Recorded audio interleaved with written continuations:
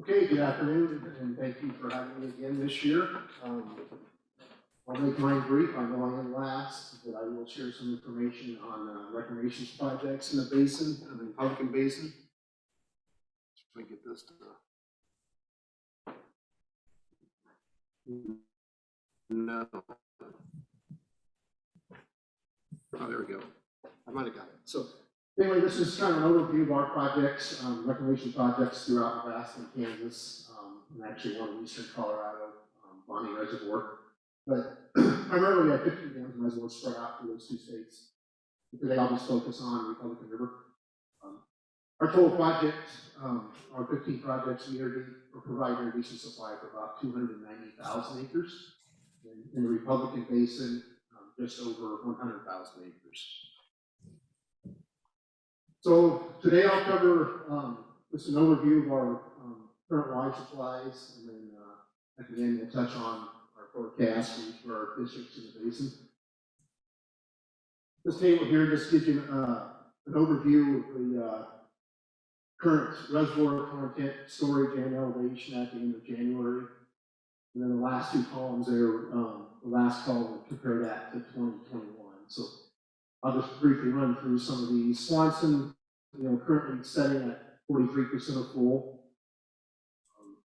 and compare that to last year, we were 53%. Hugh Butler, just north of McCook, currently at 45% of capacity, and last year we were at 52%. As you move to east through the basin, you can see it gets a little bit better. Henry Strunk actually is one that's kind of the oddball up here this year. It actually is setting in better shape than it was a year ago. We had some really high irrigation demands in 2020 as compared to 2021. So we didn't have as much carryover the previous year, but currently it's setting at 87% capacity, and it should fill here in the next, likely the next couple of months. It should fill up and start spilling that water, which is good news because once we get Harry Strunk full, we can pass that water downstream down to Harlan County. So that'll occur a little bit sooner this year. And then the last one I'll touch on, then Harlan County, actually it's setting about identical to where it was last year, about 90% of capacity. Real quick here, as far as carryover supplies in, you can kind of relate this back to the previous graph, but we're kind of seeing two different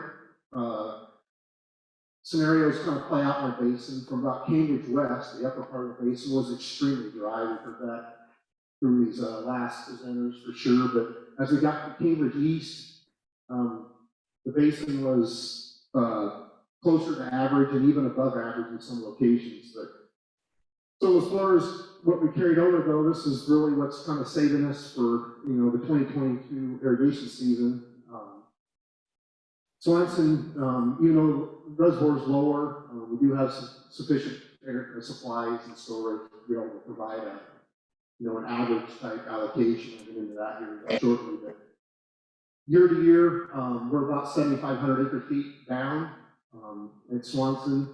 Hugh Butler's about 2,600 acre feet less than the previous year. And again, Harry Strunk actually finished last year 3,500 acre feet above the previous year. In Harlan County, roughly 1,400 acre feet at the end of September as far as carryover. So nearly identical to the previous year. Touched on this briefly. You can see the precepts here. Just wanted to compare 2020 to 2021. Again, the western half of the basin has really experienced extremely dry conditions over the last 2 years.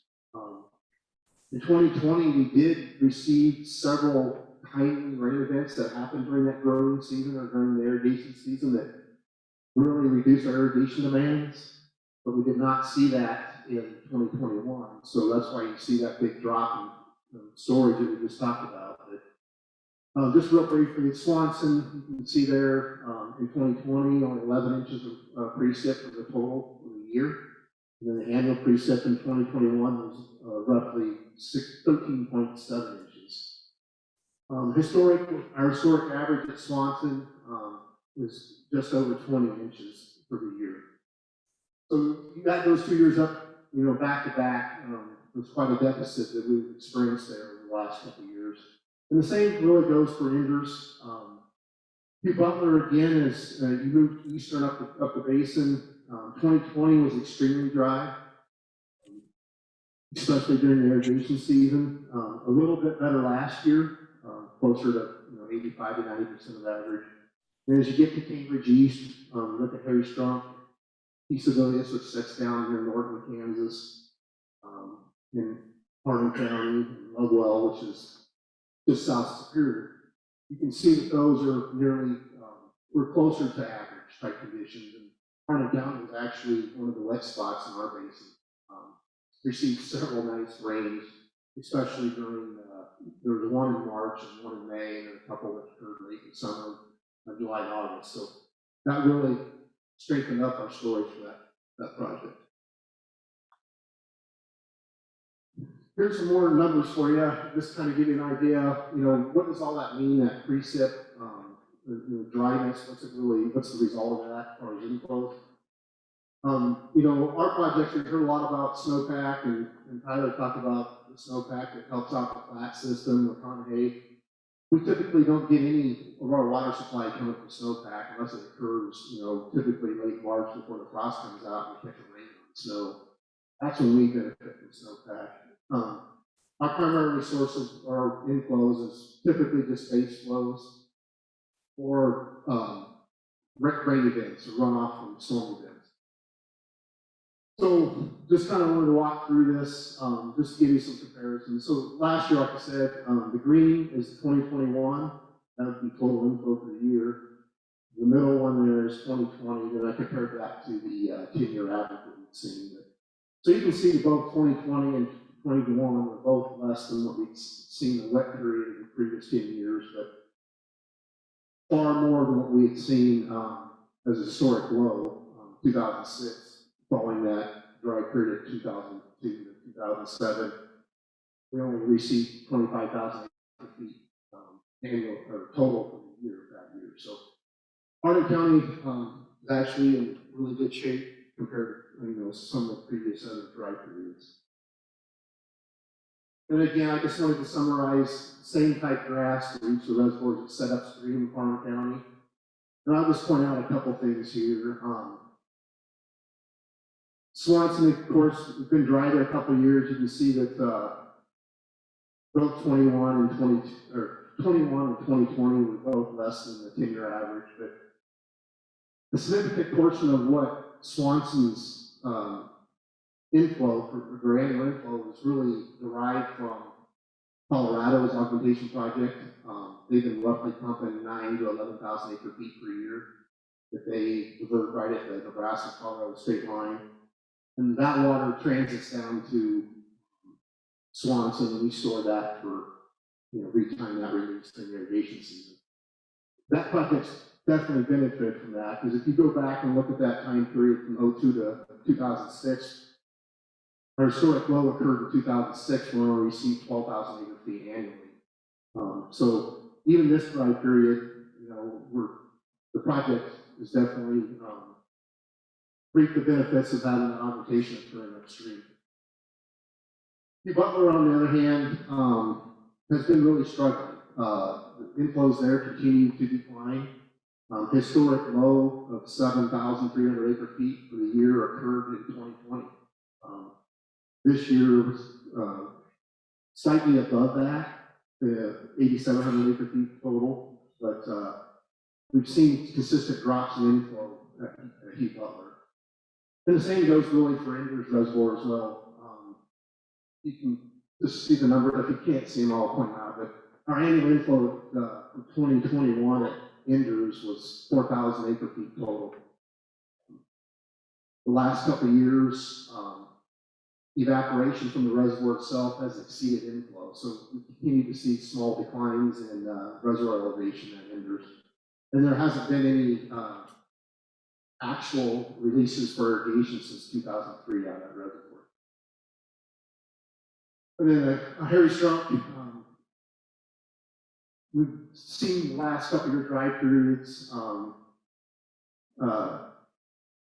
we were less than the 10-year average, but that 10-year average includes water that was coming from Incorp as well, so that was elevated due to that project. And we just hadn't operated Incorp here for, this will be the third year, so that was slightly less than normal, but not too bad. And then, like I said, that one will fill again here in the next couple months. The last thing here before I move on from the water stuff here, this is just a elevation plot of Harney County. And the red line is the 2020, the end of month or the daily elevation for the reservoir. And then the black line coming there first, October through January is the 2022 elevation. And you can see right now it's caught up to where we were a year ago. It's tracking the same. So it's on track to fill. But we did, if you slide over to March, we did receive some really beneficial inflows from rain events last March. Those were above average type events. But I think, it's too early to predict, but it's likely that we should fill that reservoir if we had get any help from Mother Nature at all. And the full level there is indicated by that yellow line, which we refer to as the top of conservation pool. That's really the full pool for Harney County. As far as water deliveries, real quick summarize 2021. That's for each of our districts. I won't speak to all of those, but the Princeton Cambridge, they delivered 5.8 inches on average for all their acres within their district. Nebraska Bostwick delivered 4.6 inches. And Kansas Bostwick, which also receives the majority of their supply from Harney County, delivered 10 inches on average throughout the district. And I would point out that that's one of the highest deliveries they had. And I didn't really go back and look, but it's been many years since we've had that type of demands down there. They were extremely dry to start the irrigation season, and June and July, it just felt like they were really going to hit their storage in Harney County hard. But we started getting a little bit of help catching some rain in August and slowed them down. But the irrigation demands were extremely high there for at least the first half of the irrigation season. So they're typically on that neighborhood. If you look at the last 10-year average or so, they're only delivering about 6 or 7 inches too. And this last year they delivered up to 10. So a little bit different from what Nebraska Bostwick experienced. And then finally, I thought this would be good just to kind of provide an overview of what our forecast for Harney County is. The irrigation supply is set. We will have the full 130,000 acre feet of irrigation supply available for use in 2022. And the key to that is, with the irrigation supply being greater than 119, that really is one of the triggering events that whether or not Nebraska is going to be under a compact fall accounting or normal year accounting. So with 130,000 acre feet available, Nebraska will be, as far as the compact is concerned, in normal year accounting, and no management actions will be necessary. So we don't expect any augmentation to occur upstream. And I think the previous speaker just touched on that as well. So what does 130,000 acre feet actually mean as far as irrigation supplies and how we share that? When we have a full pool, we split that storage 60-40. 60% is available for Kansas Bostwick and 40% is available for Nebraska Bostwick. So just running that percentages through, Nebraska Bostwick we'll start off the year with at least 52,000 acre feet. If we are fortunate enough to have some water in this flood pool at the beginning of the irrigation season, we will resplit that water as well, and we could potentially add a little bit to that 52,000. Then the remainder will be available for Kansas Bostwick this year. And I touched on this last couple of years I've been here, and I won't go into a lot of the details, but in 2018, we signed a new MOA with both districts. That MOA establishes the procedures for sharing that water supply that we just talked about in Harney County. the actual agreement we signed in 2018 expired at the end of last year. So the districts, they both agreed that, hey, this is working well, having, each one of them having their own account, their own storage account in Hardin County. So they agreed to extend that contract out, or that agreement out, and make it a long-term agreement. So we're currently getting all those signatures in place now, and expect to have that done here, this month actually. So that's good news that we'll have a long-term agreement there for sharing that water supply. Then lastly, just touch upon some of the activities that the districts have been moving forward with to improve water supplies, improve their efficiencies, improve their operations. Each district has stepped up to the plate and invested in a lot of their dollars to get things moving in the right direction. Through Reclamation's Water Smart program, and then also working with the states, both Nebraska and Kansas, for matching grant funds as well. But the first one, Franklin Canal Automation, Nebraska Bostwick, and I believe the Lower Republican NRD was a partner in that as well. Cost sharing some of that, putting full automation in place. We started that project in 2020. We've seen a little bit of benefit in 2020, but the primary, we wrapped that up last year. There's a lot of gates there in that canal system. It covers roughly 40 plus miles. So very, very exciting project to get that fully automated. It should save a lot of water over time in Hardin County and give the district a lot of flexibility to make their irrigation deliveries. Also last year, both districts, Nebraska Bostwick and Kansas Bostwick, went together and applied for a Water Smart grant through Reclamation's grant program, and was awarded a grant to fully automate the diversion dam. Unfortunately, with the world we're living in, a lot of the parts that they needed, the components to fully get that done, didn't arrive on time. But we did get them last fall, and everything's in place to have it fully automated this year. And it's exciting for us that, Reclamation that should take a lot of pressure and guesswork out of trying to get the exact amount of water downstream to that diversion dam. What this should allow us to do is the automation, if there's water bypassing the diversion dam, which doesn't become useful for either district, you should be able to capture that now and put it in Portland Canal. Then, in addition to that, Kansas Bostwick, they went out and applied for a Water Smart grant as well, and they were awarded a grant to fully automate the canal from the diversion dam all the way down the level of the reservoir. So that whole system should be fully automated here, hopefully a year from now. I should be able to come here next year and say, yeah, it's fully automated, working well. But really what this ought to do is, with the canal being fully automated, we should be able to capture, I wouldn't say all the excess flows of diversion dam, but a majority of those flows, and then temporarily store that water in the canal system until we can either retime it and store it in the love well, or be able to deliver that to the farm. So, I mean, our early projections is this is going to save thousands of acre feet per year in Hardin County, and then the benefit of that is the more water we have there, less likely you get in that compact fall. I think this will be a benefit for all the users in the district, or in the basin. So with that, I'll take questions.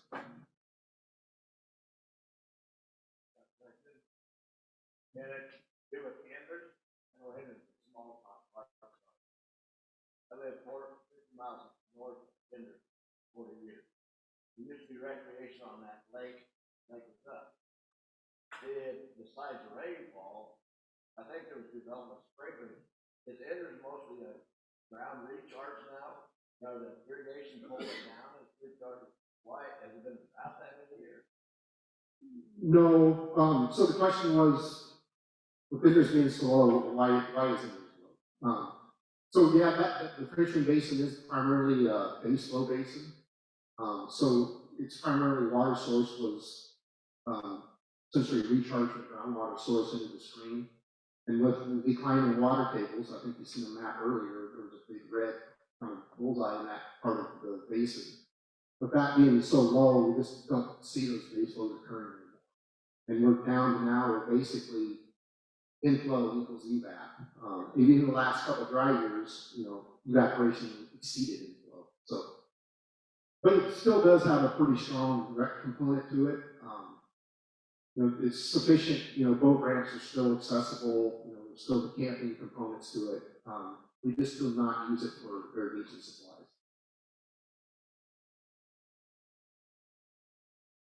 Anything else? All right, thank you. Thank you very much, Craig.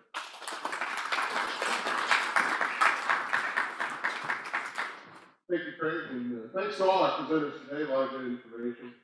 Really appreciate your folks' attendance and interest in this conference, and hope you tell your friends and maybe even bring one along with you next year. But thank you very much for attending the South Central Water.